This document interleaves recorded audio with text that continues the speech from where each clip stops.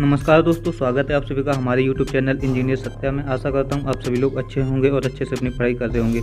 आज हम देखेंगे एसएससी जेईई 2018 का 27 जनवरी का जो इवनिंग का पेपर है उसके टेक्निकल के। इसमें हम सॉल्व करेंगे 20 क्वेश्चन। इसके मैं 5 लेक्चर लूँगा 2018 27 जनवरी के पेपर के। तो 5 लेक्चर मैं कवर करूँगा इस पेपर को। तो 20-20 क्वेश्चन हर पार्ट में आएंगे और हर क्वेश्चन से रिलेटेड मैं और भी बहुत कुछ बताऊंगा। तो प्लीज़ आप निवेदन रहेगा वीडियो को कृपया पूरा देखें। तो चलिए शुरू करते हैं क्वेश्चन नंबर पहले से। क्वेश्चन नंबर 1 कह रहा है the crushing strength of good stone used for construction of building must not be less than. तो जो हम बिल्डिंग बनाते हैं उसके लिए जो स्टोन यूज करते हैं उसकी क्रशिंग स्ट्रेंथ मिनिमम कितनी होनी चाहिए? तो वो कम से कम 100 मेगापास्कल होनी चाहिए। और इसकी अगर स्पेसिफिक ग्रेविटी पूछ दें तो वो लगभग 2.6 के बीच समथिंग आसपास रहनी चाहिए। मिनिमम 2.4 हो स्पेसिफिक ग्रेविटी से 2.8 के बीच लाई करती है स्पेसिफिक ग्रेविटी। अगला क्वेश्चन देख लेते हैं। क्वेश्चन नंबर 2 वो कह रहा है in ordinary cement about 99% of its final strength is achieved in. ये सॉरी थोड़ी मिस्टेक है, ये फाइनल स्ट्रेंथ है, यहाँ पर FINAL final strength is achieved in. तो जो फाइनल स्ट्रेंथ है वो सीमेंट की लगभग कितने दिनों में आ जाती है? तो हम ये मानते हैं कि लगभग 28 दिन में हमारी जो कंक्रीट है वो 99% स्ट्रेंथ गेन कर लेती है। उसके बाद तो जब तक स्ट्रक्चर रहता है तब तक स्ट्रेंथ गेन करती रहती है कंक्रीट, लेकिन 28 डेज में लगभग अगर प्रॉपर तरह की जाए स्ट्रक्चर की क्यूरिंग अगर बढ़िया से की जाए तो 28 दिन में 99% स्ट्रेंथ गेन कर लेती है। और बाकी अदर कंडीशन पर भी डिपेंड करती है ये चीज़। अगला क्वेश्चन देख लेते हैं। क्वेश्चन नंबर 3 क्या कह रहा है? वो कह रहा है in the process of hydration of OPC। तो जो OPC में हाइड्रेशन होता है वो हाइड्रेशन किसके कारण होता है? वो होता है जब पानी मिलाया जाता है कंक्रीट में, जिससे कि उससे हीट निकलती है सीमेंट से, उसी को हीट निकलने की क्रिया को ही हम हाइड्रेशन कहते हैं। तो ये कह रहा है कि प्रोसेस ऑफ हाइड्रेशन की क्रिया में OPC में what is the water requirement. तो उसके लिए हमको पानी की रिक्वायरमेंट कितनी रहती है? Express as the percentage by weight of cement, मतलब सीमेंट के वेट के परसेंटेज में हमको पता नहीं है। To complete the chemical reaction, जो उसके अंदर अदर केमिकल रिएक्शंस होती हैं उनको कंप्लीट करने के लिए जो वाटर रिक्वायर्ड रहता है वो हमारा रहता है 20 से 25% हमको पानी की रिक्वायरमेंट रहती है। अगला क्वेश्चन देख लेते हैं। वो कह रहा है what is the main reason to use lime in the cement slurry during the plastering in top coat. जो जब हम प्लास्टरिंग करते हैं तो प्लास्टरिंग की 2 कोट होती हैं, एक तो होती है अंडर कोट एंड एक होती है टॉप कोट। अंडर कोट जो हम पहले प्लास्टर करते हैं उसको हम अंडर कोट कहते हैं और उसके ऊपर जो प्लास्टर किया जाता है उसको टॉप कोट बोला जाता है। तो जो इसके कह रहा है कि जो टॉप कोट करते हैं उसमें हम लाइम को क्यों मिलाते हैं? तो वो मिलाते हैं जो प्लास्टर है उसको नॉन श्रिंकेबल बनाया जा सके, to make plaster non shrinkable. उसके लिए तो नॉन श्रिंकेबल से क्या होता है उसमें जो दरार होती है वो नहीं पड़ती है। अगला क्वेश्चन क्या कह रहा है? Buckling of sand occur in the moisture content of. तो जो बकलिंग होती है, पहले बकलिंग क्या होती है? बकलिंग ये होती है कि कोई भी सैंड का पार्टिकल है जब ये नमी के संपर्क में आता है या पानी के संपर्क में आता है तो इसके कण के पार्टिकल के चारों तरफ क्या होता है? पानी वो बना लेता है, घेरा बना लेता है एक तरह से, जिसको कारण इसका जो वॉल्यूम है, जब बहुत सारे कण होंगे पास में तो ये अगर पानी इसके चारों तरफ घेरा बनाएगी तो इसके जो वॉल्यूम होगा सैंड का, कोई भी ढेर है तो ये वॉल्यूम क्या करेगा? इंक्रीज कर जाएगा अपने वॉल्यूम से। तो उसी को तो इसको शॉर्ट में ये भी बोल सकते हैं increasing volume of sand is called bulking due to water, यानी कि पानी के संपर्क में आने से। तो इसका अगर 5 से 8% अगर मॉइस्चर कंटेंट हो रहा है तो 20 से 40% तक इसका वॉल्यूम बढ़ जाएगा। ये सैंड के ग्रेडिंग पर भी डिपेंड करता है कि सैंड की ग्रेडिंग क्या है। अगला क्वेश्चन देख लेते हैं। वो कह रहा है which of the following is the main advantage of plywood. Options दे रखे हैं कि जो प्लाईवुड होती है उसके मेन एडवांटेज क्या हैं। तो उसका मुख्य एडवांटेज तो यही है कि उसकी जो स्ट्रेंथ है वो ऑल डायरेक्शन में सेम होती है। और साथ ही बता दूं कि प्लाईवुड होती क्या है? प्लाईवुड होती है, इसको क्या है कि प्लाईज को लेयर्स में ग्लू द्वारा चिपका के बनाया जाता है और एवरी लेयर एक दूसरे के राइट एंगल पर लगाई जाती है। अगर ये लेयर ऐसे जा रही है तो इसके इस पे दूसरी लेयर इसके 90 डिग्री पे लगाकर बनाई जाती है। प्लाईवुड जो है वो काफ़ी ड्यूरेबल होती है और इसकी गुड रेजिस्टेंस होती है स्प्लिटिंग में, वार्पिंग में एंड क्रैकिंग के अगेंस्ट में। अगला क्वेश्चन देख लेते हैं। क्वेश्चन 7 कह रहा है the hardwood is produced by which of the following trees. तो जो हार्डवुड है वो हमारी किस ट्री से रिसीव होती है, तो वो होती है हमारी सीसम से। आपको बता दूं जो वुड है वो हमारी 2 टाइप की होती है।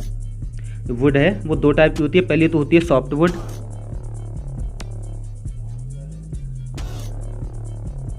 सेकंड होती है हार्डवुड। जो सॉफ्ट वुड होती है इसका एग्जाम्पल हमारा पाइन है। पाइन जो होता है वो सॉफ्टवुड में आता है और जो शीशम है वो हमारी हार्डवुड में आती है। और सॉफ्टवुड होती है वो हमारी सदाबहार होती है। इसके पत्ते कभी झड़ते नहीं हैं, मतलब पत्ते सूखते जाते हैं और नए पत्ते आते रहते हैं। लेकिन जो हार्डवुड होती है इसके पत्ते सर्दियों में पहले एक बार में सारे गिर जाते हैं, उसके बाद नए पत्ते आते हैं। अगला क्वेश्चन देख लेते हैं। क्वेश्चन नंबर 8 कह रहा है कि which one of the following metamorphic rocks has more weathering resistant characteristic. तो इसमें बता दूं मैं आपको, जो मेटामॉर्फिक रॉक होती है वो क्या होती है, यह आग्नेयस या सेडिमेंट्री रॉक ही होती है जो चेंज हुई होती है ड्यू टू प्रेशर और हीट, या प्रेशर और हीट दोनों के कारण। तो इसके जो एग्जाम्पल हैं वो हमारा एक तो होता है क्वार्टजाइट होता है,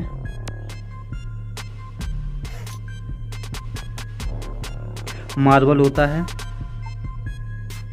एंड स्लेट होता है। जो क्वार्टजाइट है वो वेरी हार्ड होता है, तो इसका ऑप्शन क्या हो जाएगा, क्वार्टजाइट हो जाएगा। और क्वार्टजाइट है ये किसके कायांतर से बनता है, वो बनता है हमारा सैंडस्टोन के चेंज होने से। और इसकी जो क्रस्टिंग स्ट्रेंथ है वो काफ़ी अच्छी होती है और इसकी हार्डनेस भी बढ़िया होती है। अगला क्वेश्चन देख लेते हैं। क्वेश्चन नंबर 9 कह रहा है विच one of the following type of stone use in rubber machinery. जो रबर मशीनरी है वो उसमें हम कौन सा स्टोन यूज करते हैं, तो उसमें हम हमेशा हार्ड स्टोन का उपयोग करते हैं। जो रबर मशीनरी होती है इसमें जो पत्थर यूज किए जाते हैं वो इरेगुलर साइज के होते हैं, ये भी आपको याद रखना है। अगला क्वेश्चन देख लेते हैं। क्वेश्चन नंबर 10 कह रहा है the hydraulicity of hydraulic lime is mainly due to. यह देखा गया है कि जो चूना है वो नमी वाली जगहों पर या पानी के संपर्क में आने से बहुत जल्दी रिएक्शन करता है, क्रिया करता है, जिससे वो सेट होता है। और जब सेट होता है तो वो हीट काफ़ी मात्रा में निकालता है। तो हीट निकालने की वो क्रिया जो होती है उसी को हम हाइड्रोलिसिटी कहते हैं। तो यह हाइड्रोलिसिटी जो है वो क्ले की मात्रा पर निर्भर करती है, तो इसलिए इसमें क्ले के एज मेनली होता है इसमें हाइड्रोलिक क्रिया के। अगला क्वेश्चन देख लेते हैं।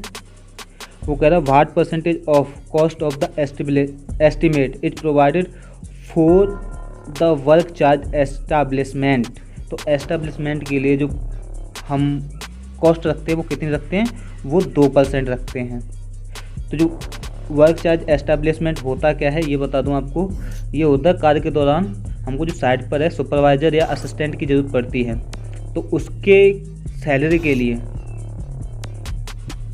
लमसम हम कॉस्ट रखते हैं। जो भी खर्च होता है उसका लमसम कॉस्ट रखते हैं, उसी को वर्क चार्ज एस्टैब्लिशमेंट कहते हैं। अगला क्वेश्चन देख लेते हैं। क्वेश्चन नंबर 12 कह रहा है what is the thickness of one brick wall made of traditional brick. तो जो ट्रेडिशनल ब्रिक है उसके द्वारा जो ब्रिक बनाई जाती है उसके अकॉर्डिंग जो एक ईंट की चिनाई होती है उसकी थिकनेस क्या होती है, वो होती है 9 इंच। अगर आपको साथ ही बता दूं जो हाफ ब्रिक वर्क होता है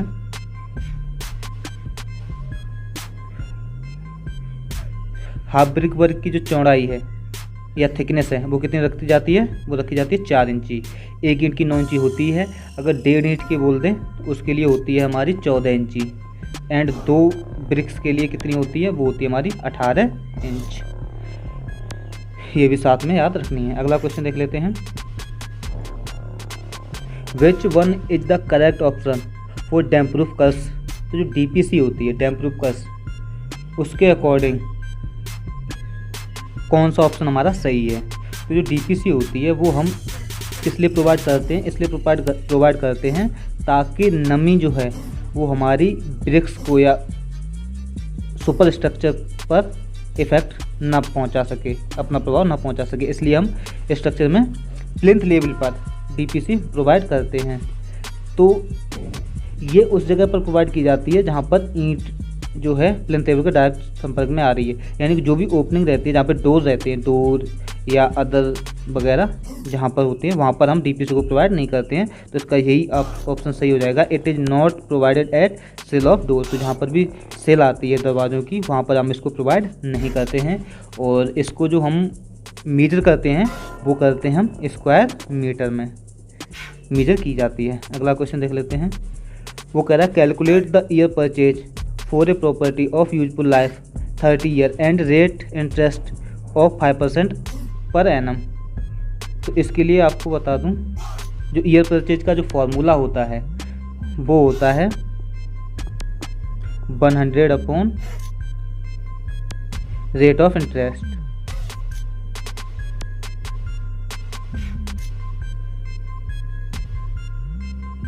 इन परसेंटेज में रेट ऑफ इंटरेस्ट कितना है वो अब सॉल्व कर देंगे। 100 अपॉन रेट ऑफ इंटरेस्ट कितना दे रखा है 5%, 5 इक्वल टू सॉल्व करेंगे तो ये 20 आंसर आ जाएगा। इसका ऑप्शन नंबर डी सही आ जाएगा करेक्ट आंसर। अगला क्वेश्चन देख लेते हैं, वो कह रहा है what is the density of mild steel in quintal पर क्यूबिक मीटर। तो जो स्टील है उसकी जो डेंसिटी है वो कितनी होती है, वो होती है हमारी 7850 किलोग्राम पर क्यूबिक मीटर। अब इसने कह दिया कि इसमें हमको क्विंटल में पूछ दिया, तो क्विंटल में कितनी होती है, वो होती है 78.5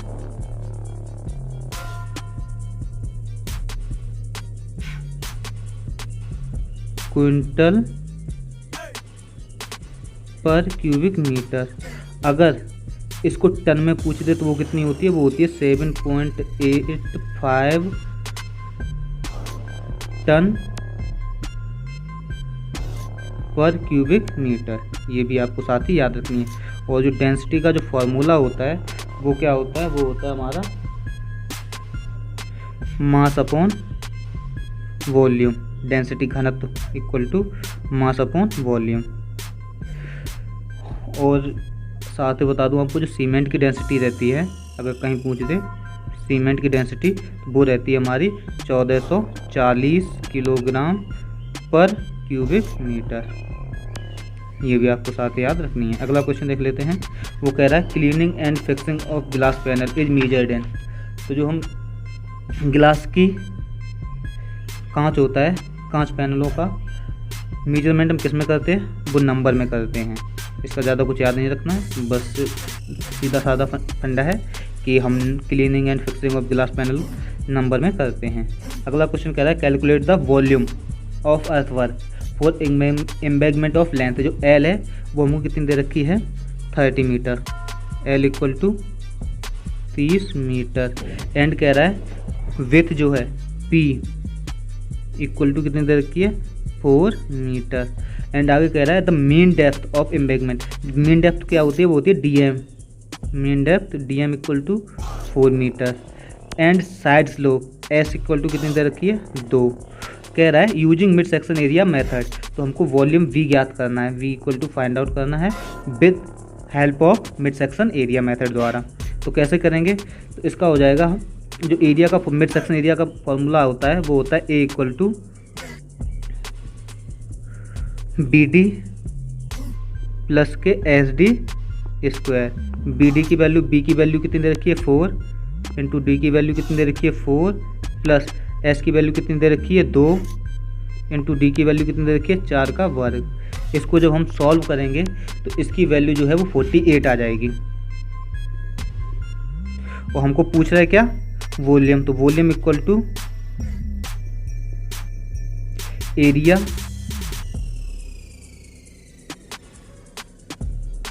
इंटू लेंथ।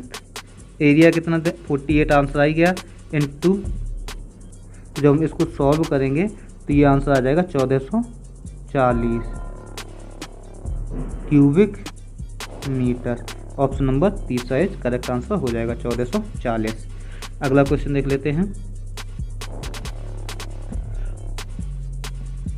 वो कह रहा है calculate the quantity in cubic metre of the cement required for 1 cubic metre of brickwork with cement mortar 1:4। तो जो सीमेंट मोटर का रेशियो है वो 1:4 दे रखा है। तो जो 1 क्यूबिक मीटर के लिए रिक्वायर्ड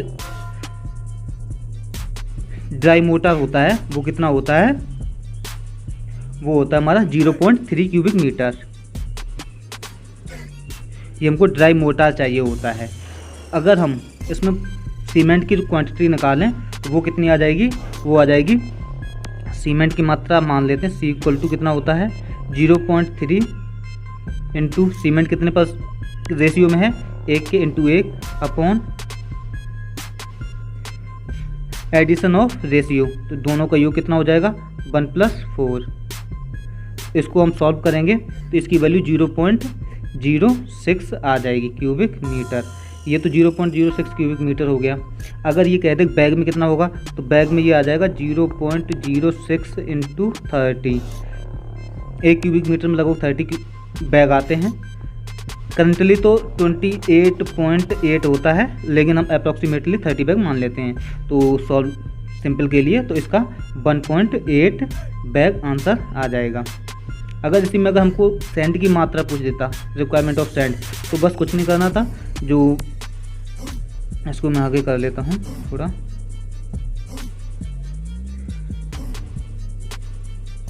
ये हो जाती है अगर सैंड पूछ देता, सैंड इक्वल टू क्या हो जाता,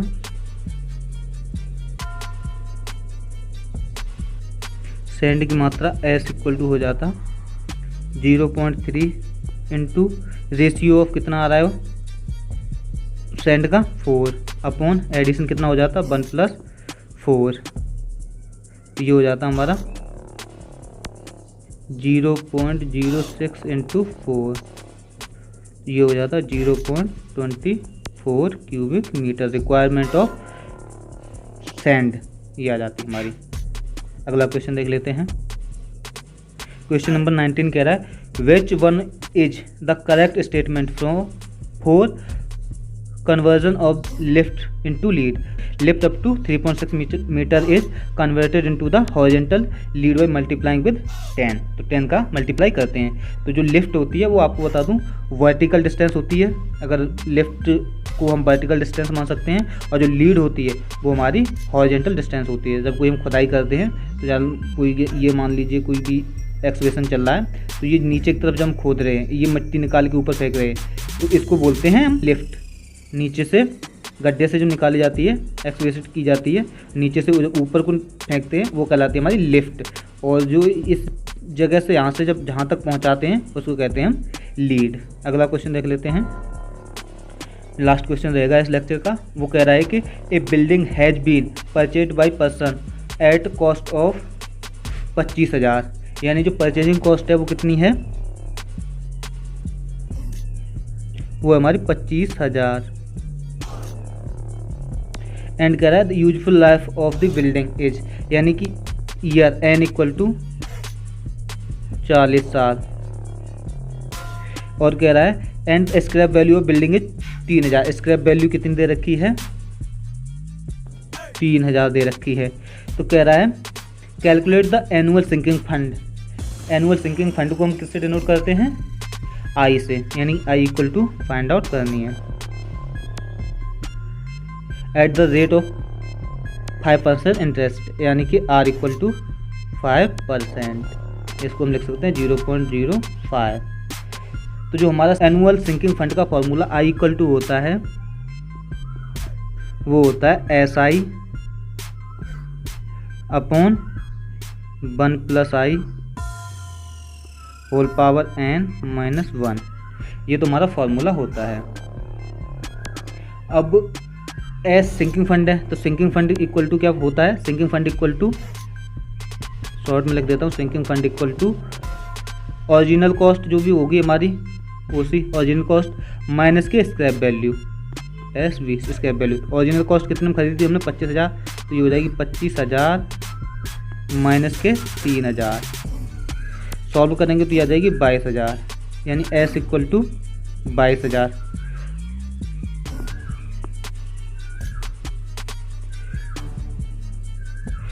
वैल्यू रख देंगे आई इक्वल टू एस की वैल्यू 22,000 इंटू आई की वैल्यू, इंटरेस्ट कितना है आई, आर या इसको आई बोल सकते हैं, आई इंटरेस्ट जो होता है वो 0.05 है अपॉन 1 प्लस 0.05 माइनस के 1 और एन की वैल्यू 40। जब हम इसको सॉल्व करेंगे तो ये 182.12 आएगा, तो यानी 182। ऑप्शन नंबर तीसरा सही हो जाएगा, 182 इसका सही आंसर हो जाएगा। यहीं पे हमारा ये लेक्चर समाप्त होता है। आशा करता हूँ आप सभी को पेपर ये पसंद आया होगा, जो आंसर दिए हैं अच्छा लगा होगा। तो अच्छे लगे, अगर पसंद आया तो हमारे इस चैनल को सब्सक्राइब कर लीजिएगा, वीडियो को लाइक कर दीजिएगा और अपने दोस्तों के साथ शेयर ज़रूर कीजिएगा। और इस वीडियो की पीडीएफ लिंक पाने के लिए आप हमारी इस वेबसाइट पर विजिट कर सकते हैं और कई अन्य पीडीएफ भी पा सकते हैं। SSC, UPSC and other related, SSC civil से रिलेटेड काफ़ी पीडीएफ आप हमारी इस वेबसाइट से प्राप्त कर सकते हैं। तो थैंक यू, धन्यवाद।